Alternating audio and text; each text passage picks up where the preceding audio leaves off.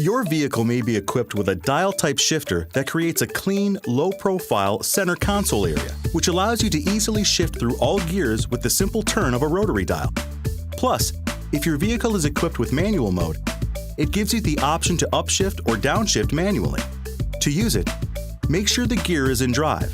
Then press the M button in the center of the dial to activate.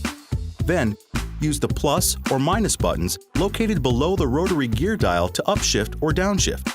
To deactivate manual control, just press the M button again.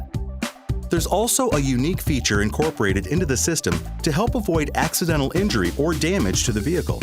Automatic Return to Park automatically engages the parking gear if stopped and the engine is turned off, or in the event the driver's safety belt is unlatched and the driver's door is opened before it has been shifted into park. Okay, now I'm going to tell you about a feature that allows you to lock out gears, which can come in handy when driving in slippery conditions on steep slopes. It's called Progressive Range Selection, or PRS. Here's how to use it. While your vehicle is running and in park, press and hold the brake pedal, turn the selector to drive, then push the minus button to activate it. All available gears will be displayed with the current gear highlighted in the instrument display. Next, push the minus button again to lock out the gears, which begins with the highest first. For example, push the minus button 2 times to lock out the 10th and 9th gears.